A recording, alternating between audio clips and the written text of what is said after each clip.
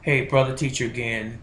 I just wanted to do a follow-up to my first apple cider vinegar video and to make sure that I leave no stones unturned if I possibly can. And I thought about this for a while. And, sometimes when you do your first video, you might leave a few things out off to the side. Sometimes I have notes and I try to make it a point to try to cover every base, as it were. Let me preface this video, first of all, by saying I'm not a doctor. I'm not a scientist. I'm not a physician of any sort. I'm not a legal person or a lawyer, nor am I a judge, and I'm not a politician. Everything that you are witnessing in this particular video is for entertainment purposes only and for educational purposes. But understand that even with that being said, this comes as a result of my own personal research. And mind you, I would hope that you would go out and do your own due diligence and your own study and find your own reality as it relates to the things that I say to you, I brother teacher say to you, and I would never lead you astray, and I'm always going to give you some truth, and with that truth, in 99.9% of the time, I'm going to give you a reference, and I'm going to tell you how I arrived at that truth. So, with that said, again, apple cider vinegar has many usages, and it is fermented apples, and you want to buy the apple cider vinegar that contains the mother, and the mother is nothing more than the enzymes, the beneficial nutrients that's in that particular apple cider vinegar. And you won't find this in your regular grocery store. What you find in your regular grocery store is distilled apple cider vinegar, and it's not 100% beneficial, and it's definitely not organic. You want to have organic. Now, the kind that most people swear by is the one that I use is Bragg's. Bragg's apple cider vinegar. It's organic, and it's with the mother as well. So the increments that you use is typically, for most people, 1 to 2 tablespoons per glass of water. And you take it generally before every meal when you're going to drink it or ingest it. You can add fruit juice, but make sure that you add fruit juice that is 100% juice and not those cocktails and those punches that are just full of sugar. Okay, so here's mine for today. And also want to remind you to make sure that you try to drink your apple cider vinegar out of a glass with a straw. It makes it easier for you to swallow because apple cider vinegar is so acidic, it can be corrosive to your teeth. So understand that. And after you drink your apple cider vinegar, you may want to go ahead and rinse your mouth. You can rinse your mouth with a solution of water and baking soda if you desire to kind of cut the vinegar residue on your teeth. Okay, thereby preserving your teeth even longer. Now, also, when you drink your apple cider vinegar, 8 to 12 ounces of water is what I use per 1 to 2 teaspoons, or tablespoons, I should say again, of apple cider vinegar. Okay, it can be used also for a sore throat. You can gargle with a solution of half apple cider vinegar and half water, warm water I suggest. And of course you put it in your mouth and you gargle and you spit it back out. All right, the same thing is true what I said about rinsing your mouth out because of the residue from the acid that's in the vinegar. Apple cider vinegar is also used for drying up the excess oil in your skin and pimples. Okay, great as a skin toning topical medicine, if you will, for lack of a better term right now. It's a skin toner. So you can take apple cider vinegar 100%, you don't have to mix it with water, and you place it on a cotton ball or a cotton round, which is a cosmetic round, if you will, or you can get preferably a light colored washcloth, white if you can, and you want to saturate that in apple cider vinegar, fold it over, and rub around your nose, which is one of the most oily parts of your body. Rub around your nose with that, your cheeks, and your forehead, but you do your whole face and around your neck as well. And you can do that 2 to 3 times a day.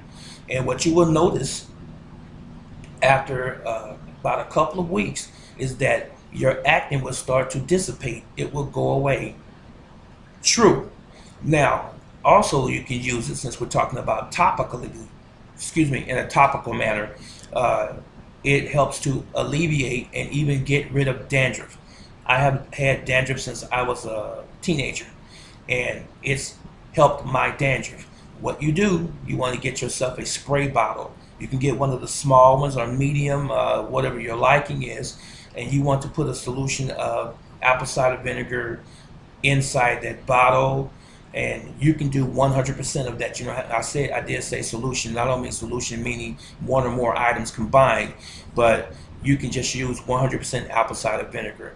And for women who have long hair, or even men for that matter, you part your hair, you spray it in that parted area, and you go to the next area until you have ultimately done all of your head. And for someone who's standing in the top of the head, like myself right now, or has hair about the length of my hair, you can just spray it all over your head. Take your fingers, massage it into your scalp. You want to make sure that you get it good into your scalp. And what happens is that the acid in the apple cider vinegar will kill the fungus that's in your head. It will kill the bacteria that's in your head that causes the dandruff.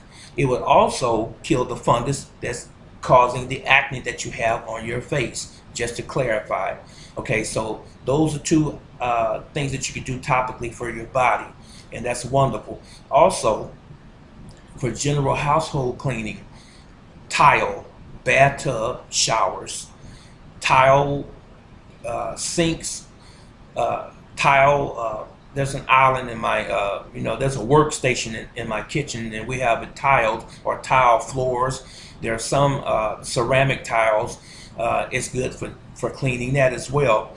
Okay, understand this again too. Apple cider vinegar kills bacteria and it kills fungus. So you can clean your toilets with apple cider vinegar. You can do the rest of the research on your own as far as what measure of water and what measure of apple cider vinegar you would like to use to do your household cleaning with, but let that be a journey that you send yourself on. I don't want to give you too many answers outside of the general answers. I gave you some specifics and some general answers as it relates to apple cider vinegar, but I want you to be on the journey for yourself, because it's interesting. It makes you illuminated. It makes you happy that you're finding and discovering, if you will, for yourself, as opposed to someone just giving you a quick fix, this is really not a quick fix, but it is a fix. Okay, so for digestion problems, if you have acid reflux, if you have bloating or gas, if you will, if you have problems with diarrhea, or if you have, as they say, indigestion, apple cider vinegar is good because it helps bring your body back at a regular pH. pH is the body's acidic level. So it helps bring your body back to the alkalinity, level that it's supposed to be at for a normal, healthy body. Excuse me for being tongue twisted there for a moment. But I have heard, I just want to switch gears for a moment. I've heard that there have been a few accounts where people have had a negative reaction from apple cider vinegar. I can't attest to that, be a witness of that myself, because I have not had any negative reactions to apple cider vinegar. I will tell you this again, please do your own research, and I think what you will find is that you will find 99.9% of the people that use and have used apple cider vinegar give it a thumbs up. Absolutely. And you will find many people that are doctors, that are dietitians, that are other types of physicians and specialists who swear by apple cider vinegar, just like I do, and that they use it daily, and that they use it in different ingredients in their kitchen, that they use different tonics, that they use different, I don't want to use the term potions, but that they make their own beverages, and I do the same with fruit juices and so forth. So apple cider vinegar is a must in your kitchen, and you don't have to refrigerate it. You can keep it out at room temperature, but just make sure, if you have had a history, I will say this too, if you have had a history of stomach ulcers, I would advise you to ask or consult with a physician before you start to use the apple cider vinegar, because it is pretty strong. And if you have existing ulcers inside your stomach, that might be something that you want to take into consideration before you start on this. Now, I'm not professing any getting healed overnight sensations and so forth, but definitely for prolonging your health, definitely for keeping your pH in balance the way it's supposed to be, definitely from preventing even the onset of cancer. Yes, I did say that. Okay, this is Brother Teacher. I love you, Yahweh love you, and I hope that this was beneficial to you. Please leave your comments, and if you do indeed like this video, please like it as well. And I usually don't solicit that, but I'm trying to build my listener base and my subscriber base so that I can benefit as many individuals as much as I possibly can before my life is over. Okay, I love you again, and you have a blessed day, and I will see you in the next video. So long.